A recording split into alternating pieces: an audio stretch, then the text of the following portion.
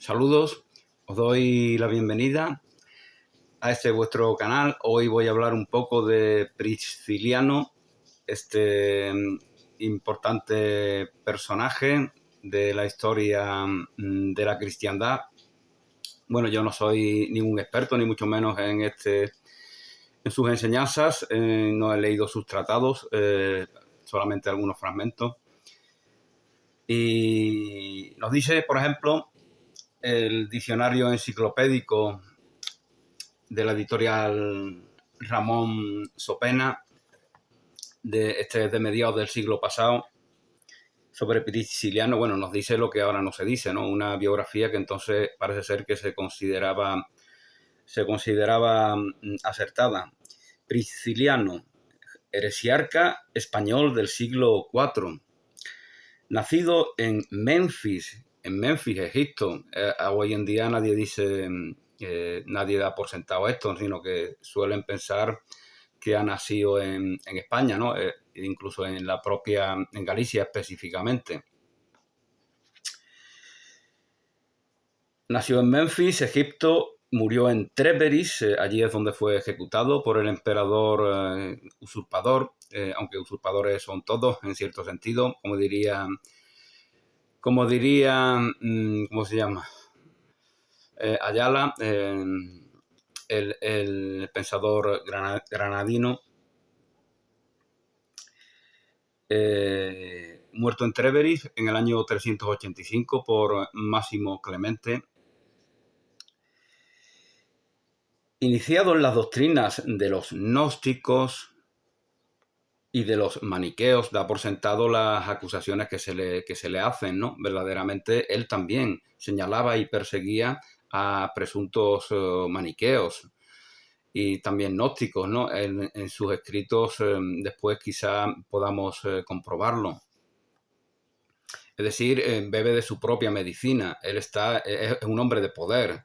Es proclamado obispo y como tal pues está confrontado con otros personajes de la época, con otros jerarcas de la Iglesia católica y señala a aquellos que les parece a él. Es un tiempo convulso políticamente también. Es decir, los emperadores en esa época todos mueren, o gran parte de ellos mueren violentamente, asesinados en complots o en guerras. Es decir, es un tiempo muy convulso. Es la época también de Juliano el Apóstata, es la época de Constantino. Al morir Constantino, la muerte de Constantino coincide más o menos con el nacimiento de Prisciliano.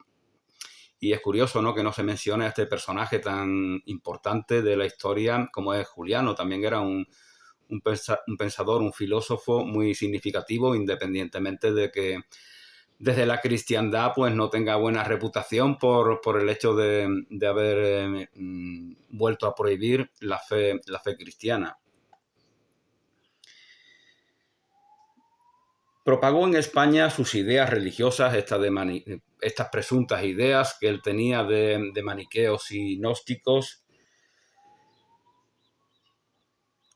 Un maniqueísmo revestido de un fuerte barniz de panteísmo, que fueron condenadas por el Concilio de Zaragoza en el año 381. Consagrado obispo de Ávila por dos prelados que compartían sus ideas, Prisciliano obtuvo del emperador Graciano la anulación de un decreto que expulsaba a los priscilianistas de sus iglesias. Después de la muerte de Graciano, un nuevo concilio reunido en Burdeos en el 384 se pronunció en el mismo sentido que el de Zaragoza. Poco después, Prisciliano y 6 de sus principales discípulos, algunos piensan que, y parece que así los huesos que se hallaron lo confirman, que uno de sus discípulos era una mujer. La relación de este hombre con las mujeres, el hecho de que permitieran que formara parte activa de la comunidad, es también otro tema controvertido de su concesión del cristianismo, porque él es cristiano, él es católico, verdaderamente. Esto evidentemente, como hay muchos grupos interesados en de alguna manera en apropiarse de su figura. Están los antitrinitarios, luteranos, feministas. Es porque él supuestamente usaba unas hierbas que hacían abortar. Esto sería un tema interesante a preguntar por esas mujeres expertas en hierbas si verdaderamente puede haber una hierba que provoque el aborto sin dejar ningún tipo de secuela en la salud de la mujer. Ese es un tema a estudiar. Normalmente sobre este tema se habla frívolamente, ¿no? Dando por sentado de que es una especie que pudiera ser una especie de precursor de ideas proabortistas y no una amenaza para la salud de las mujeres. Entonces, bueno, como comentaba, hay muchos grupos gnósticos, neognósticos, pseudognósticos, neopaganos, que quieren apropiarse de la figura, los que tienen gran admiración por el cristianismo primitivo y consideran que esta es una figura representativa de tal cristianismo. Entonces, bueno, como comentaba, poco después de este concilio de Zaragoza, Prisciliano y 6 de sus discípulos fueron llamados a Tréveris. Según otras noticias, fue él, el propio Prisciliano, que por propia voluntad va a entrevistarse con el emperador Máximo en Tréveris y allí fueron ejecutados. Ahí termina el artículo. Allí fueron ejecutados por tal emperador que no atendió a su ruego y según algunos pues decidió ejecutarlo y de esa forma quedarse con sus bienes porque parece ser que era un hombre de una buena posición social y económica. Prisciliano supuestamente nació en Ilia Flavia. Ese lugar es donde supuestamente Santiago llega, el cadáver de Santiago llega en esa presunta barca de piedra. Explicaba algún historiador que eso de barca de piedra se refiere a que no que la barca fuera de piedra, como ahora se cree, sino que se exportaban piedras desde Galicia. La piedra de esas montañas, de esa zona de la península ibérica, parece ser que era muy reputada y por lo tanto pues se comerciaba con ellas. Considera que muchos sitios pues no disponen de tal material para la edificación. Entonces, supuestamente Santiago vendría en una de esas barcas. Nacido en Iria Flavia. Allí también, en la iglesia principal de Iria Flavia, está enterrado Camilo José Sela, el único gallego que ha conseguido el Premio Nobel de Literatura, y también muy cerca de allí pues falleció Rosalía de Castro en Padrón, a 1 kilómetro más o menos de la tumba de Cela está en la casa museo de Rosalía de Castro en Padrón, donde ella pues creía ver el mar. Yo estando allí en Padrón he tenido esa misma sensación de que el mar está cerca, de que hace así y lo ve, ¿no?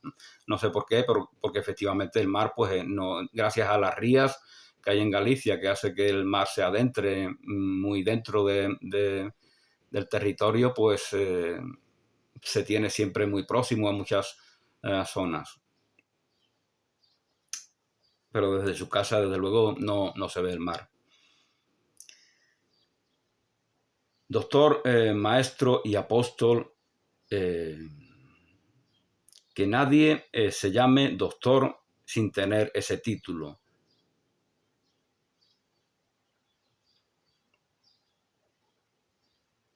Parece ser que esto es lo que le reprochan a él, entre otras muchas cosas. Que nadie se llame doctor sin tener ese título. Tres cosas dan testimonio en la tierra. agua, carne y sangre. Tres cosas dan testimonio en la tierra: el agua, la carne y la sangre. Y tres dan testimonio en el cielo: Padre, Verbo y Espíritu. Fijaos, esta Trinidad, por utilizar un término así controvertido, a la que alude Prisciliano. La verdad divina testimonia de sí en el cielo a través del Padre, a través del Verbo. En el principio fue el Verbo, en el principio fue la palabra, en el principio fue el Espíritu del Hijo de Dios, Cristo. Padre, Verbo y Espíritu. Y en la tierra igualmente pues dan testimonio de esta verdad divina: el agua, la carne y la sangre.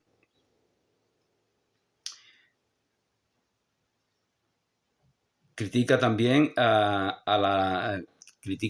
como antes os comentaba, él ataca a supuestas herejías y ataca, por ejemplo, la herejía novasiana. Anatema para el que niegue la crucifixión de Cristo, dice Prisciliano. Anatema, maldigo a aquel que niegue a la crucifixión de Cristo y demás hechos en la cruz. Es decir, tiene una fe, se considera que es fundamental la pasión del Señor y su posterior resurrección.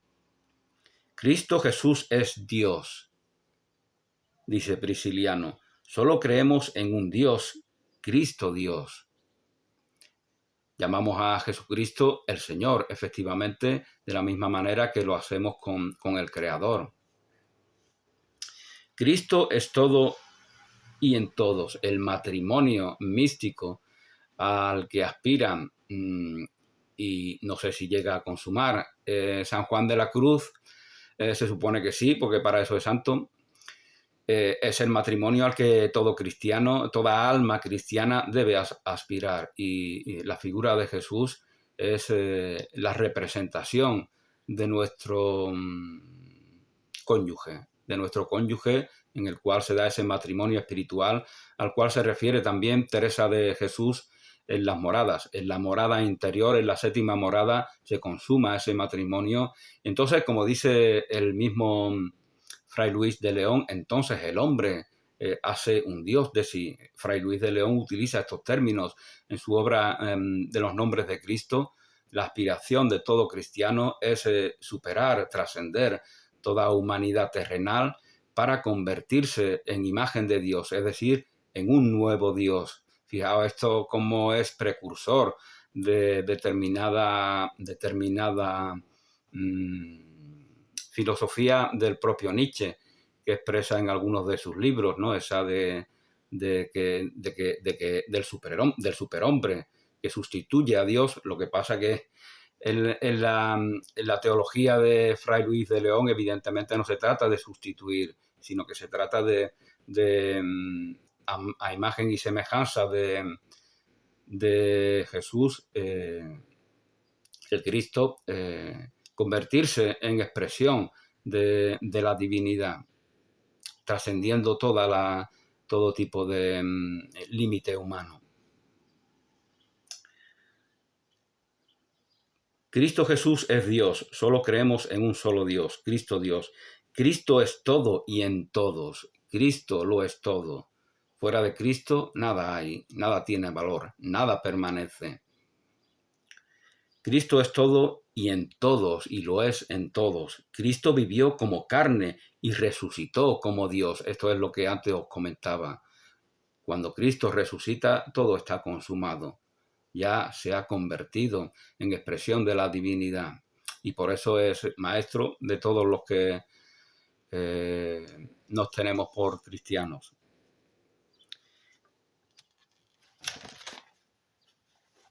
Lo invisible se encarna. Esa es Cristo también manifiesta la visibilización de aquello que es invisible. Lo esencial es invisible a los ojos, decía Saint-Exupéry. Pues Cristo, a través de su resurrección, permite que seamos testigos de aquello que es invisible.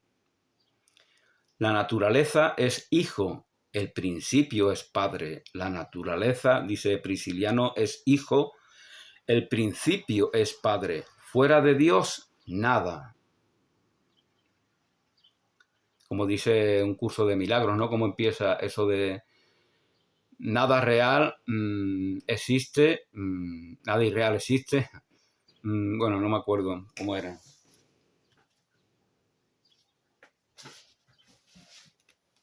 Ya que lo he mencionado, pues lo leeré.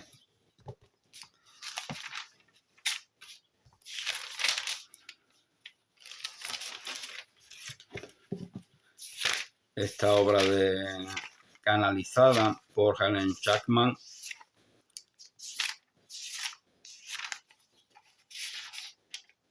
Nada real puede ser amenazado, nada real puede ser amenazado, nada irreal existe. En esto radica la paz de Dios. En el siglo XVII, los protestantes alemanes descubren su figura. Los protestantes, los luteranos, pues hicieron mucho en descubrir y promocionar su historia y su obra. Y supuestamente su discípula se llamaba, o una de ellas, Úrbica, aquella que fue ejecutada, si no me equivoco, en Treveris en el 385.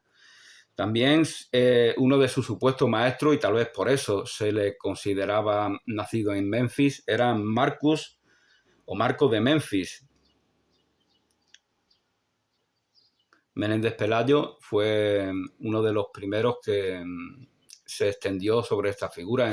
En su obra sobre los heterodoxos españoles, evidentemente no podía faltar Prisciliano. Alguien apunta que tal vez naciera en Córdoba. Eso de que tal vez naciera en Córdoba, como Séneca. Muchos galleguistas pues lo ven como llamar gallego a Prisciliano es como llamar cordobés o andaluz a Séneca o a Columela, ¿no? Es un poco ucrónico. Efectivamente, se corresponde con el territorio. Y es verdad que el término Galaecia, del cual viene Galicia, se lo dan los romanos, que dan un término parecido a otros lugares, la Galia, la Galicia, que creo que está en Polonia, el país de Gales, es decir, son términos parecidos. Son los romanos los que imponen ese término y la Galaecia no solamente ocupa las 4 provincias gallegas, La Coruña, Lugo, Orense y Pontevedra, sino que se extendía también por el norte de Portugal y por gran parte de León y de Castilla. Incluso se decía creo que Ávila, de la cual es declarado obispo Prisciliano, también parece ser que pertenecía a esa provincia. Yo, mirando el mapa, me parece más bien que pertenece a Lusitania, pero bueno.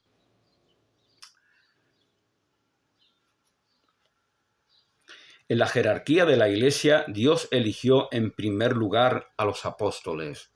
Dios, en la jerarquía de la Iglesia, en primer lugar eligió la jerarquía. Subrayo esta palabra, la jerarquía.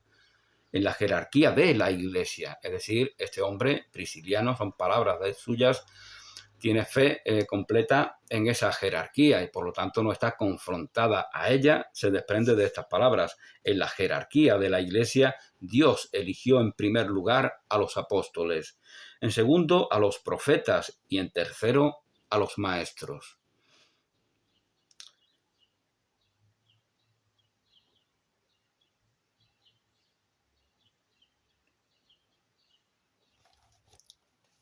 Es un polemista, como antes os comentaba. Esto lo vemos mucho. Desgraciadamente vemos, por ejemplo, canales que hay aquí en YouTube que hablan sobre temas de la historia de la religión, entre ellas la vida de este hombre. Ellos no están inmersos en un camino espiritual, sino que son polemistas, son reactivos, están siempre atacando, ¿no? Eso se equivocan los otros cristianos. Esa es su realidad cotidiana. Entonces no es un camino de fe, de crecimiento espiritual. no son a imagen y semejanza de lo que promueve en sus escritos Prisciliano, no parecen ser discípulos suyos en este sentido.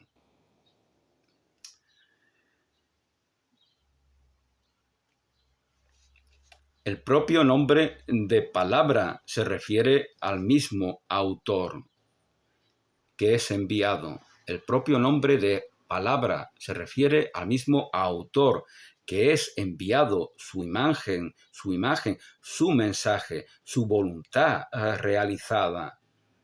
La palabra de Dios, por lo tanto, Jesús es la palabra, la personificación, la prosopopeya, la encarnación de la palabra de Dios. El intelecto es el Padre y la palabra es el Hijo. Y la palabra es el Hijo. La comunicación es hija de la verdad del Padre. Cuando nace el lenguaje, nace la mentira.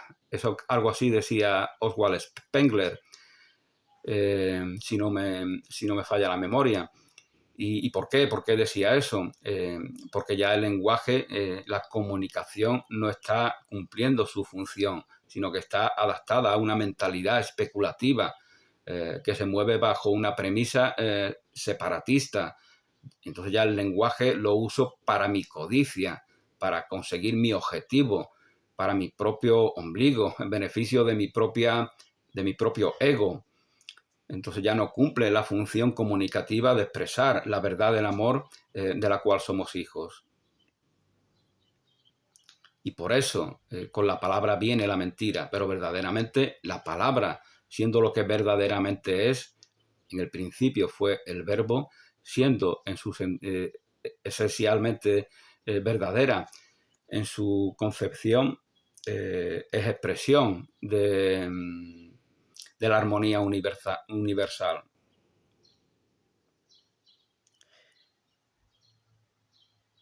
El Padre es conocido en el Hijo. A través del Hijo conocemos al Padre. A través del Hijo con mayúscula conocemos al Padre. La voluntad del Padre es el Hijo. El Hijo es la voluntad del Padre, la encarnación de la voluntad del Padre. Nuestro Dios, al asumir la carne, adjudicándose la condición de Dios y de hombre,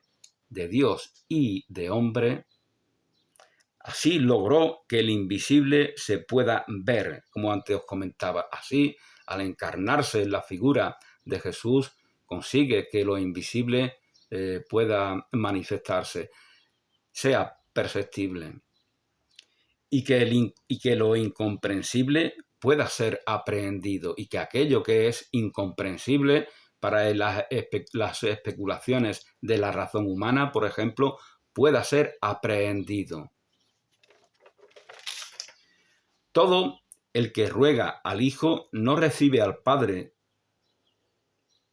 que le envió. Todo aquel que niega al Hijo de Dios, es decir, la creación de Dios, Jesús, la palabra, el Verbo, el Cristo, es la obra, la criatura de Dios. Y negarlo a Él es negar a Dios que lo envía. Eso dice Prisciliano. Dios dio vida a nuestro cuerpo para, una vez colocado el hombre como Señor, Dios dio vida a nuestro cuerpo para, una vez colocado el hombre como Señor de todas las criaturas. Fijaos en esta idea que es fundamental, ha sido fundamental durante muchos siglos. El Señor crea esa infinidad de criaturas que nos rodean, porque el hombre es Señor de todas ellas.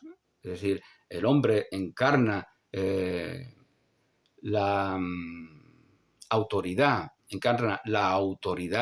que está en Dios. Evidentemente esto se tergiversa a capricho y sirve para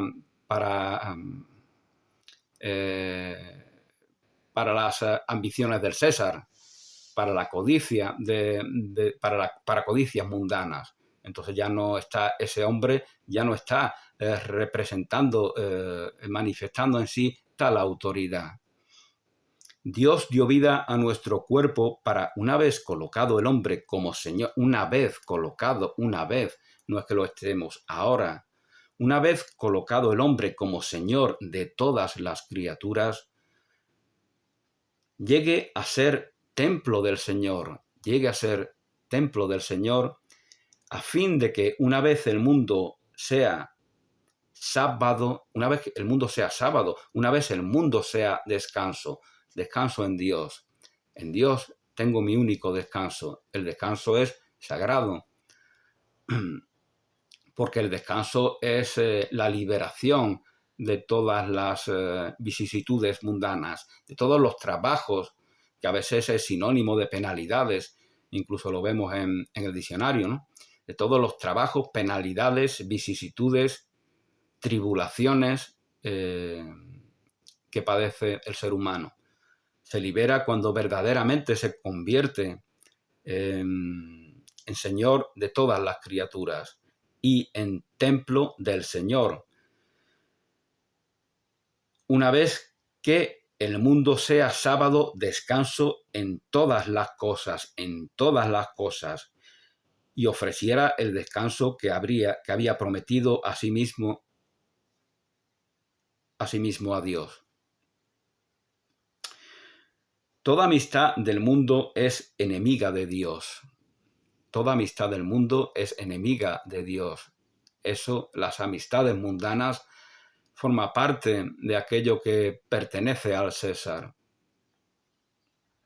Cuando se busca ese César, que es el que ejecuta a Prisciliano, cuando se busca el deseo de las cosas presentes, no se obtiene la promesa de la vida futura. Cuando buscamos complacer el deseo de las cosas presentes en el sentido evasivo, en el sentido de buscar el placer inmediato, entonces nos estamos negando a ser receptores de la promesa futura, dice, de las bendiciones de la vida futura.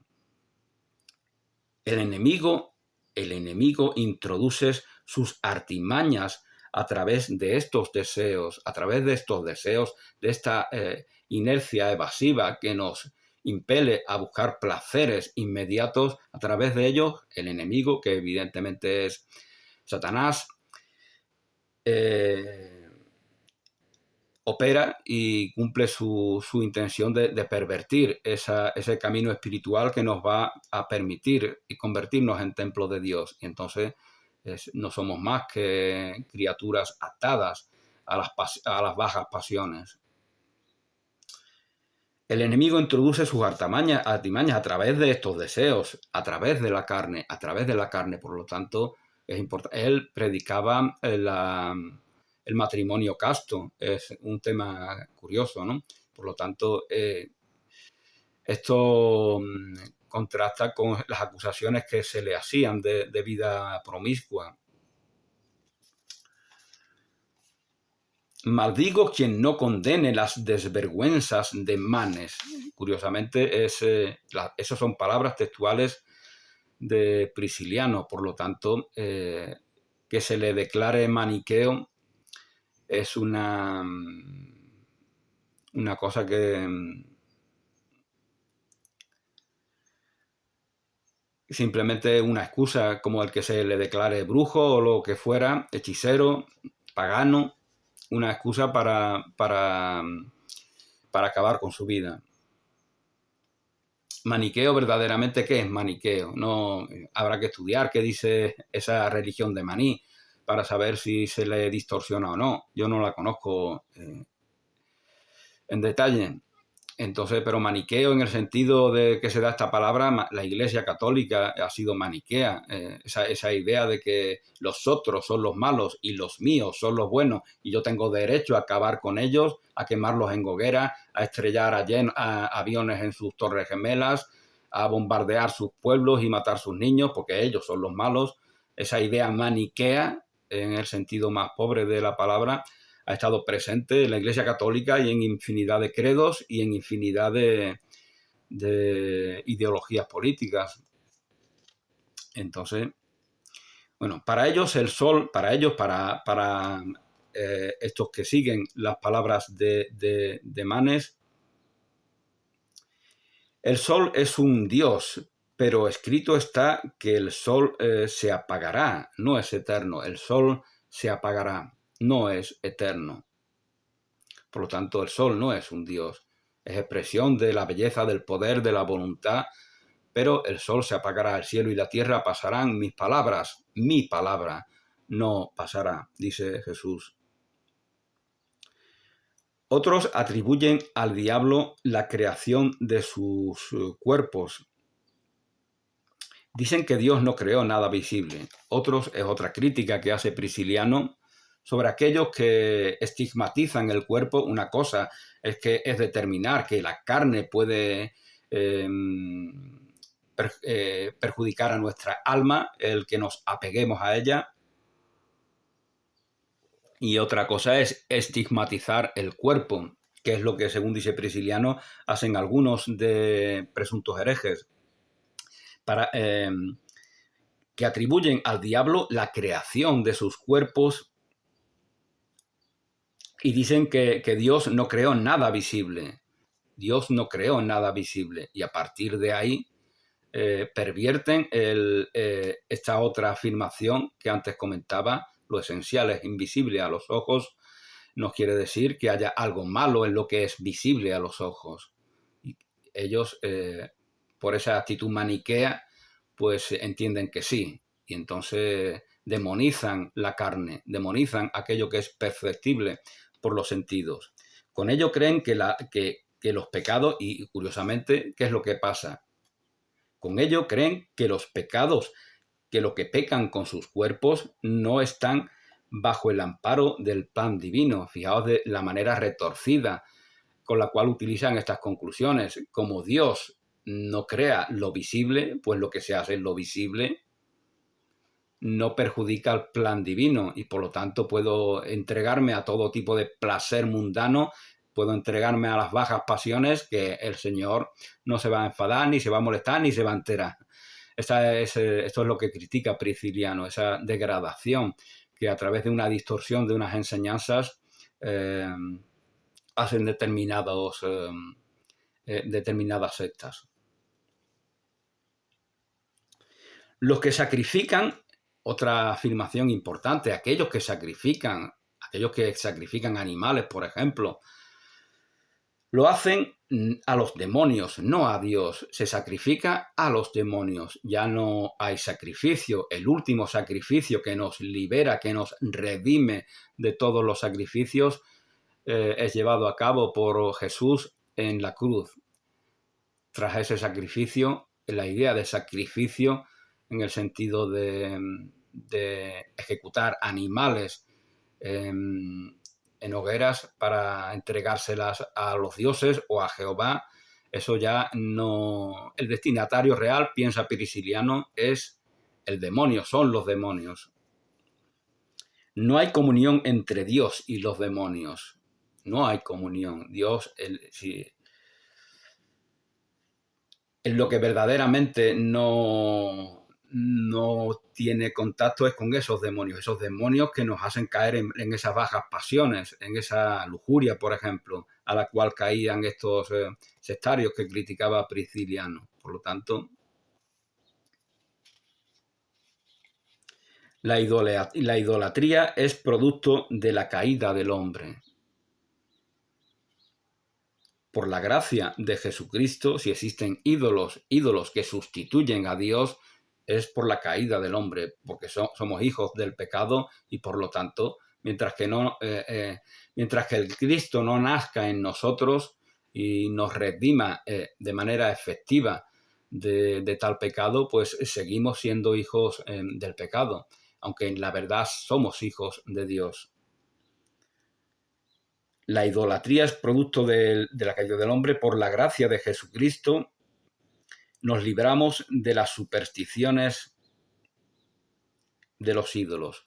Por la gracia de Jesucristo, por la gracia que nos llega a través de Jesucristo, se nos libera de las supersticiones de los ídolos. Fijaos cómo él es verdaderamente un precursor de toda lo que se va a consolidar, a esa fe cristiana, a esa visión del mundo, a esa religiosidad que trasciende lo pagano. Por lo tanto, ver a Prisciliano como un autor pagano es erróneo. Bueno, Unamuno, por ejemplo, también, al igual que Menéndez Pelayo, pues habló de este personaje diciendo que mezcló el paganismo, así lo veía él. Para aquel entonces me parece que todavía no se habían estudiado los escritos o descubierto los escritos de Prisciliano. Y había muchos escritos que se le atribuían a él. Y por eso esa relación que se establece con lo pagano, con lo hechicero y con otro tipo de religiosidad que no es la cristiana. Porque se le atribuyen escritos que verdaderamente no son suyos. Mezcló el paganismo galaico con las doctrinas cristianas y por eso estas afirmaciones sí gustan mucho a determinados independentistas o nacionalistas gallegos, ¿no? Que, sin embargo, estos galleguistas no se quejan de que Santiago sea el patrón de su país y de que es su día, el día de Galicia, sea el día de Santiago. Si quieren venerar a Prisciliano, pues que se peleen con los que han puesto a Santiago como patrón de Galicia y con los que han puesto a su día en esa Galicia supuestamente laica como todo el Estado español. Aquí en Andalucía no tenemos ese problema. No tenemos Prisciliano, tenemos Blas Infante.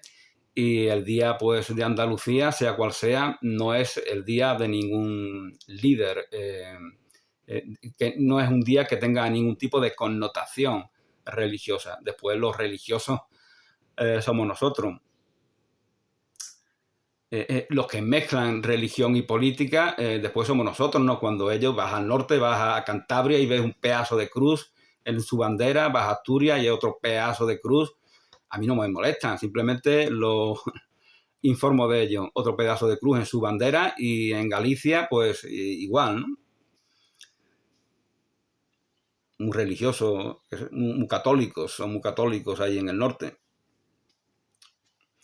Bueno, decía Unamuno, mezcló el paganismo galaico con las doctrinas cristianas y bautizando las supersticiones célticas. Trató de cristianizar a su pueblo, mezclando lo céltico, lo pagano y lo cristiano, así lo entiende Unamuno.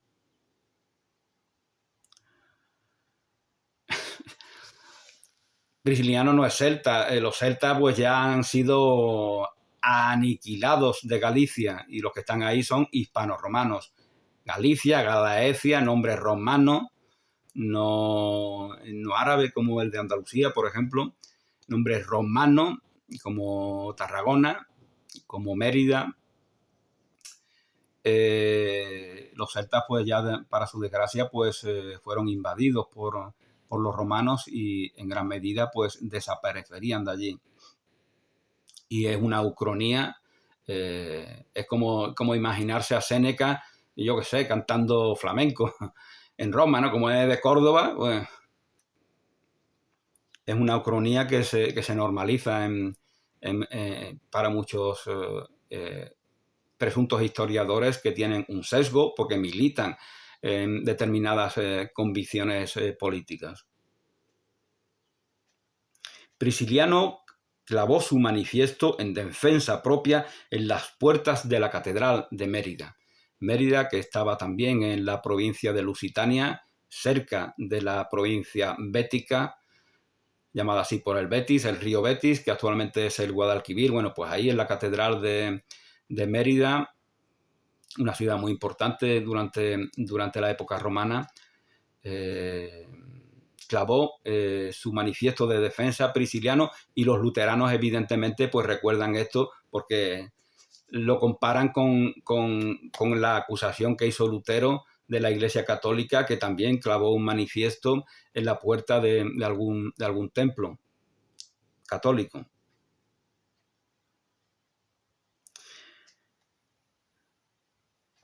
Y bueno, también se nos habla en algún lugar de Bacchiaro, que a veces pues se le confunde con él. Y bueno, ahora pues muchos estudian.